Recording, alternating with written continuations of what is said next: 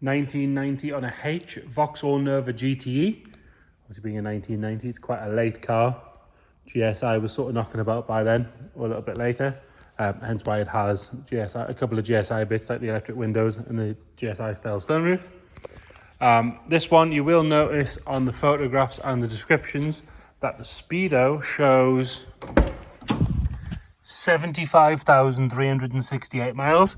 The car had a speedo change in 2014. Current owner, he's owned it a long time.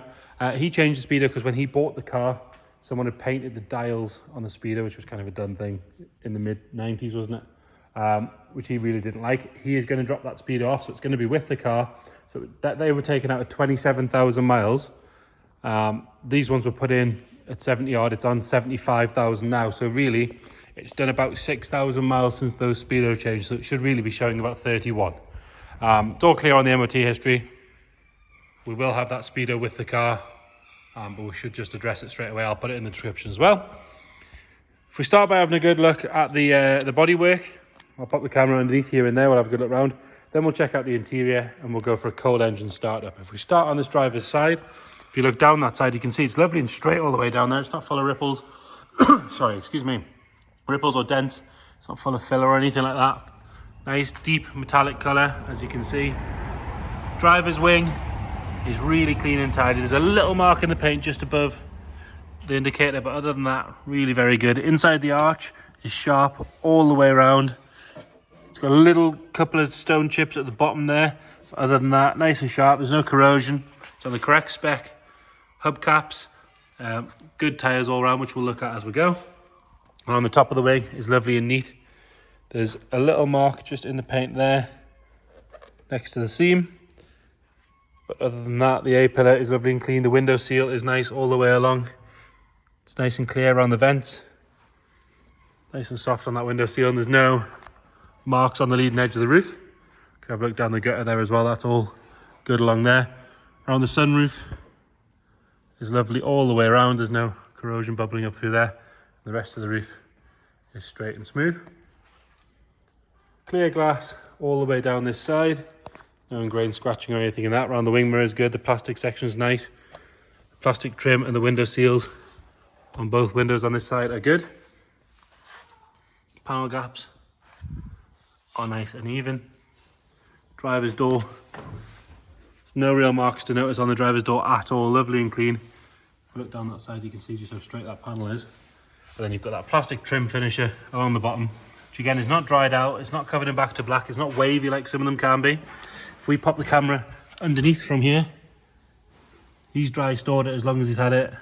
It's not caked in under here. You can see what's going on nice and easy under there. Nice shiny exhaust as well. Continuing our way down this side, quite often this section here gets absolutely caked in stone chips where it kicks out, but this one's lovely as you can see. There's no marks to whinge about around that rear wing. A couple of little scratches on the filler cap itself, but that's an easy replaceable item, isn't it? But it looks to be the correct sort of original style one as well, which is nice. All good down that rear quarter. We can have another look down that panel from there. Look at that. Lovely and straight all the way down. Inside the arch, again, is sharp all the way around.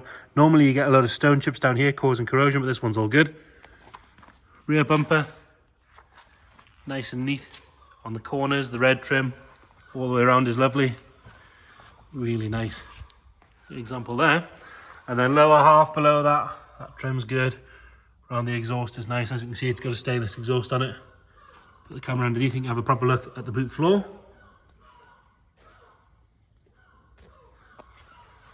And then coming up on the top of the bumper again, nice and neat all the way along there. Tail lights on both sides are good. You will notice the GTE stickers seen better days. He's ordered a new one for that, so that will be replaced before auction day. So don't spend too much time looking at that because he was kind of mortified it looked like that. Obviously really cares for the car. All nice and clean along that rear tailgate, nice and neat on the window seal, soft all the way around. Spoiler is good across the top.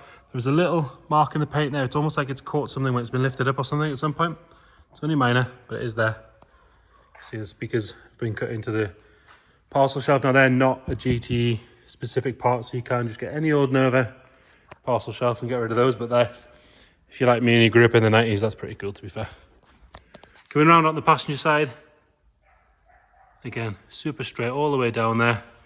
All those panels are like glass. They're really very, very good. Trim around the window on the back here is nice. Glass is clear on both sides. Trim around the front window, again, is good. Have another look up on the roof from here. There's no stone chips on the leading edge and there's no corrosion around the sunroof on this side. Have another look in the gutter, which again is lovely and clean. Rear arch on this side, again, there's no stone chips down the bottom. There's a little bit of road dirt that one's cleaned out from the inside of the arch, but no stone chips or anything causing any issues in the arch. It's lovely and solid all the way around. Another good wheel and tyre. No stone chips down this bottom quarter again where they normally are. Plastic trim all the way along is lovely. We'll pop the camera underneath. I appreciate it's dark, but you can get a good idea of what you're looking at. Again, panel gaps on this side are good. Lovely and neat all the way along. There's really no real marks at all to whinge about on the bodywork. There's a couple of minor stone chips inside the arch again, but there's no corrosion. It's not causing any issues or anything like that. Another good wheel and tyre. Again, you can look back down that straight all the way along there. Round out the front, headlamps and indicators on both sides are bright and clear. Badge on the front, normally they're washed away with a sponge by now, but that's in lovely condition. Lower half of the bumper is really good all the way along. It's not been slammed up any curbs or anything. All very nice on that front bumper. And around the grille, we've got 1, 2 stone chips, 3 at a push. The rest of the bonnet is super, super straight all the way around. So cosmetically, really well presented. Could definitely take it onto a show field if that's what you want, or it's ready to go. The interior, this material is always going to look dirty on the camera, but if you get nice and close, see it's nice and clean all the way along. There's a little bit of ingrained dirt on the handle, but other than that, all neat. Outside of the door is good. Door shuts are nice. Driver's seat, again, these always look dirty on camera, but it's just the way the light is. There's a bit of wear on the bolster there, but I have seen recently a good upholsterer can just unpick that there, replace that one piece. Nowadays they can match them in. There is a little pinhole there as well. All nice and neat around the steering wheel. Very little wear. Like I say, it shows 75. Speedo was changed. We know it should be on 31 and a bit, which we'll put in the description, the exact numbers. Nice and neat along the top of the dash. No cracks in that. All good down the centre console. We do have a later Kenwood stereo in there, and it has a slightly different gear knob. Like I said, later car, so it's got the electric